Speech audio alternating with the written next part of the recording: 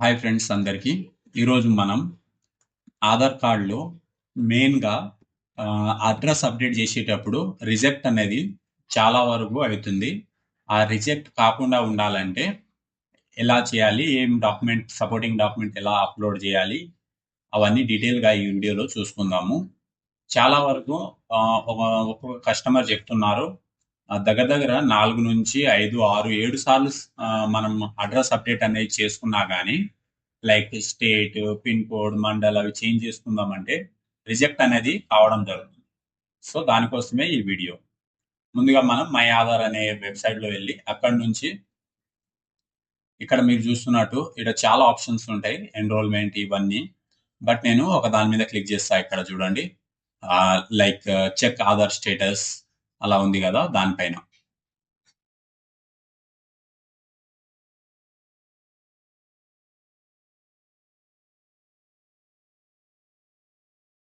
ఇక్కడ వాళ్ళు చాలా ఆప్షన్స్ అనేది ఇవ్వడం జరిగింది. అండ్ ఈ వీడియో లాస్ట్‌లో మీరు నేను ఒక కస్టమర్‌ది అడ్రెస్ అప్డేట్ చేసింది లైవ్‌గా. అది రిజెక్ట్ అయింది. దేనివల్ల రిజెక్ట్ అయింది? ఆ రిజల్ట్ చూపిస్తాను.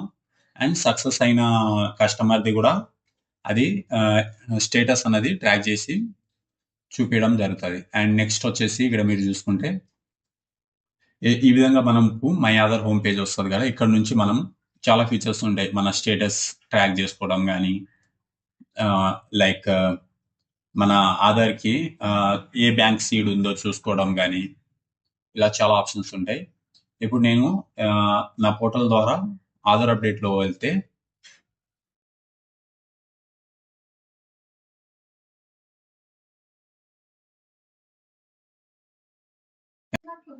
ఇక్కడ చూసుకుంటే మనం ఆధార్ అడ్రెస్ అప్డేట్ అనేది ఫార్మ్ ఈ విధంగా ఓపెన్ అయితది. మనం అడ్రెస్ అప్డేట్ చేసుకునేటప్పుడు. ఇక్కడ మీరు చూసుకోవచ్చు. లైక్ అపార్ట్‌మెంటు, బిల్డింగు వాటి ఫ్లాట్ నంబర్ సంబంధించింది. హౌస్ నంబర్ అవి ఎంటర్ చేయమని చెప్తుంది గదా! ఇక్కడ ఆ నంబర్ అన్నది ఎంటర్ చేయాలి.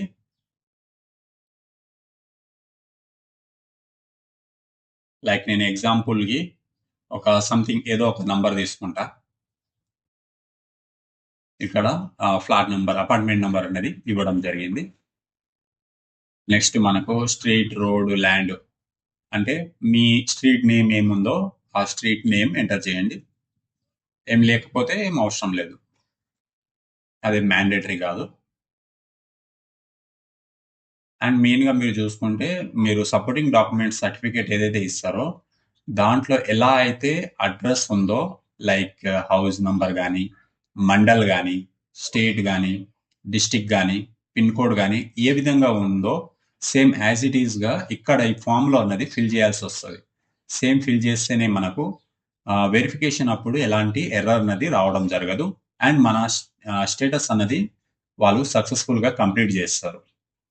ఇన్ కేస్ మన సపోర్టింగ్ డాక్యుమెంట్‌లో సంథింగ్ ఎల్స్ అడ్రెస్ ఉండి, మనం ఇక్కడ అప్డేట్ చేసుకోవాల్సిన అడ్రెస్ వేరే అని టైప్ చేస్తే అది రిజెక్ట్ చేస్తారు. ఇక్కడ మీరు చూడొచ్చు. ఏరియా ఏరియా ఇచ్చాను. తర్వాత మన locality and next pin code, landmark ఏమైనా ఉంటే landmark me near by landmark ఏమైనా ఉంటే అది. మనం వన్స్ పిన్ కోడ్ ఇవ్వగానే ఆటోమేటిక్‌గా మనకు ఇది స్టేట్ అనేది తీసుకోవడం జరుగుతది. దాని తర్వాత డిస్ట్రిక్ట్ అనేది మాన్యువల్‌గా సెలెక్ట్ చేసుకోవాలి. అండ్ విలేజ్ అనేది మాన్యువల్‌గా సెలెక్ట్ చేసుకోవాలి. విలేజ్ సెలెక్ట్ చేసుకోగానే మనకు ఆటోమేటిక్‌గా మన పోస్ట్ ఆఫీస్ అనేది ఫ్రీచ్ అయ్యి రావడం జరుగుతది. మనం పోస్ట్ ఆఫీస్ ఏం సెలెక్ట్ చేసుకోవాల్సిన అవసరం లేదు. లైక్ ఎగ్జాంపుల్ నేనిప్పుడు విలేజ్ వేరే చేంజ్ చేసి చూపిస్తాను చూడండి. ఆటోమేటిక్‌గా మనకు పోస్ట్ ఆఫీస్ అనేది డిఫరెంట్ వస్తది మళ్ళీ. ఆ విలేజ్‌కి వేరేదన్నట్టు. ఇక్కడ చూడొచ్చు నేను డిఫరెంట్ విలేజ్ సెలెక్ట్ చేసుకున్నాను. సో, మనకు పోస్ట్ ఆఫీస్ కూడా డిఫరెంట్ వచ్చింది. అంటే ఆ పారాగ్రామ్‌కి పోస్ట్ ఆఫీస్ కూడా పారాగ్రామే అన్నట్టు దానివల్ల. ఇక్కడ మీరు చూడవచ్చు. మనం సపోర్టింగ్ డాక్యుమెంట్ మాన్యువల్‌గా అప్‌లోడ్ చేసేటప్పుడు డాక్యుమెంట్ స్కాన్ మంచిగుండాలంట. అంటే ఆహ్, లైట్ అన్నది maximum light first starting page నుంచి ఎండ్ వరకు సేమ్ లెవెల్‌లో లైట్ అనేది పడేలాగా చూసుకోవాలి స్కాన్ చేసేటప్పుడు. అండ్ అది క్రాస్‌లో పెట్టొద్దు స్కాన్ చేసేటప్పుడు. స్ట్రెయిట్‌గా పెట్టి స్కాన్ చేయాలి. అండ్ లైక్ ఏమైనా ఓవర్ రైటింగ్ అంటే డబుల్ టైమ్ దిద్ది రాయడం ఆ సర్టిఫికేట్ మీద ఏమైనా ఇప్పుడు ఫర్ సపోజ్ నేమ్‌లో ఒక స్పెల్లింగ్ మిస్టేక్ పోయింది. అది కొట్టేసి పక్కన ఇంకో లెటర్ రాస్తారు. అలా రాస్తే అది రిజెక్ట్ అయితది. అది ఓవర్ రైటింగ్ కిందకొస్తది. అది నేను లాస్ట్‌లో చూపిస్తా ఒక కస్టమర్‌ది. అది దానివల్ల ఇంపాక్ట్ ఏమొచ్చిందో కూడా మీకు చూపిస్తాను. అండ్ ఇక్కడ మీరు చూడొచ్చు. ఇవన్నీ మనం డాక్యుమెంట్ ఏ విధంగా అప్‌లోడ్ చేయాలనేది మనకి కీ పాయింట్స్ అన్నట్టు. వాళ్ళు అడ్వైజ్ చేసిర్రు. అవన్నిటికి నేను అగ్రీ చేస్తున్నా అని మనం అగ్రీ చేస్తేనే నెక్స్ట్ స్టెప్ వెళ్తదన్నమాట. ఆ ఆప్షన్స్ అన్నీ పెట్టినా గానీ చాలా వరకు రిజెక్ట్ అయితాయి. బట్ నేను మెయిన్ ఏవేవి పెడితే సక్సెస్ అయితాయో చూపిస్తాను. లైక్ ఓటర్ ఐడీ మెయిన్‌గా.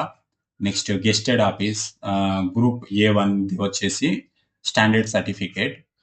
అండ్ నెక్స్ట్ వచ్చేసి గ్రూప్ బిది వచ్చేసి standard certificate. And next Indian passport. మీ దగ్గర ఈ ఈ ఇవి ఈ డాక్యుమెంట్స్ ఉంటే దీన్ని పెట్టి చేయొచ్చు.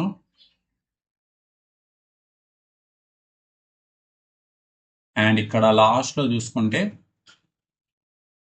విలేజ్ పంచాయత్ హెడ్ ఇది వచ్చేసి రూరల్ వాళ్ళకే విలేజ్ పంచాయత్ హెడ్ అంటే సెక్రటరీ గ్రామ సెక్రటరీ గాని గ్రామ జీపీఓ గాని ఉంటారు. వాళ్ళ సంతకంతో తీసుకుంటే దాంతో వస్తుంది. అండ్ ఇంకోటి బ్యాంక్ అకౌంట్ కూడా అది ఏదైనా బ్యాంక్ ఉండవచ్చు. కానీ దాని మీద మీ ఫోటో ఫ్రంట్ పేజీలో పాస్‌పోర్ట్‌ది బ్యాంక్ పాస్‌బుక్ ఉంటది కదా! దానిపైన ఫ్రంట్ పేజ్‌లో మీ ఫోటో మీద బ్యాంక్ మేనేజర్ సైన్, స్టాంప్ అనేది ఉండాలి. అది ఉంటే వాలిడ్ అన్నట్టు. అండ్ యాస్ ఇట్ ఈస్ మన బ్యాంక్ పాస్‌బుక్‌లో ఏ అడ్రెస్ ఉందో ఆ అడ్రెస్ టైప్ చేయాల్సొస్తది. ఈ డాక్యుమెంట్స్ ఉంటే మనకు అప్‌లోడ్ అన్నది సక్సెస్‌ఫుల్‌గా మన డేటా అన్నది వాళ్ళు అప్రూవల్ చేయడం జరుగుతది. ఇక్కడ గూడా ఈ డాక్యుమెంట్ ఇచ్చేటప్పుడు గూడా మనం కరెక్ట్‌గా ఫార్మాట్‌లో ఉందా? లేదా? ఆ డీటెయిల్స్ అన్నీ ఇంకోసారి చూసుకోమని ఇది గైడ్‌లైన్ అన్నట్టు. డాక్యుమెంట్ అడ్వైసరీ. ఇక్కడ గూడా మనం యాక్సెప్ట్ జేసి నెక్స్ట్ మనం ఇక్కడ సెలెక్ట్ సపోర్టింగ్ డాక్యుమెంట్ మీద క్లిక్ చేయాల్సొస్తది. అక్కడ నుంచి మనం స్కాన్ చేసుకున్న మన అడ్రెస్ ప్రూఫ్‌ది ఏమైనా ప్రూఫ్ డాక్యుమెంట్ ఉంటాయి గదా!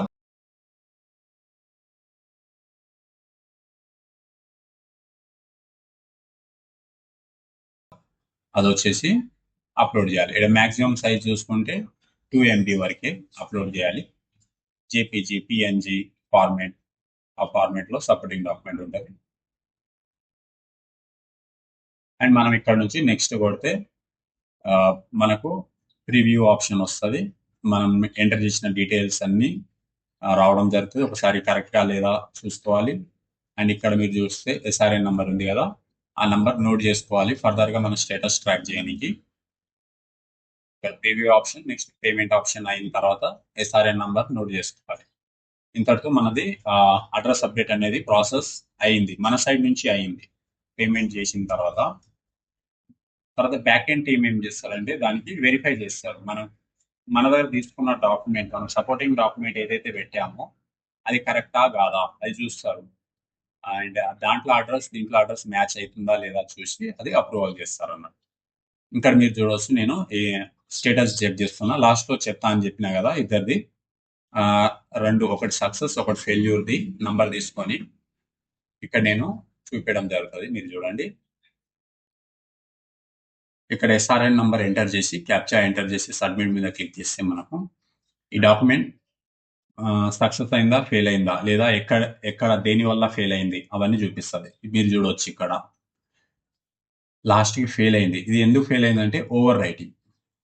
ఓవర్ రైటింగ్ వల్ల ఫెయిల్ అయింది. అంటే లెటర్స్ మీద 2, 3 సార్లు దిద్దడం గాని, అది కట్ చేసి సైడ్‌కి రాయడం గాని, అలా ఓవర్ రైటింగ్ చేస్తే మనం ఆ డాక్యుమెంట్ అన్నది ఆ స్టాండర్డ్ సర్టిఫికేట్ అన్నది ఇన్‌వాలిడ్ చేసి దాన్ని రిజెక్ట్ చేస్తారన్నట్టు బ్యాక్ ఎండ్ టీమ్. దానివల్ల ఇది రిజెక్ట్ అయింది. అండ్ ఇంకోటి చూసుకుందాం మనము ఫర్ ఎగ్జాంపుల్ ఇప్పుడు సక్సెస్ అయిన డేటా చూసుకుందాం.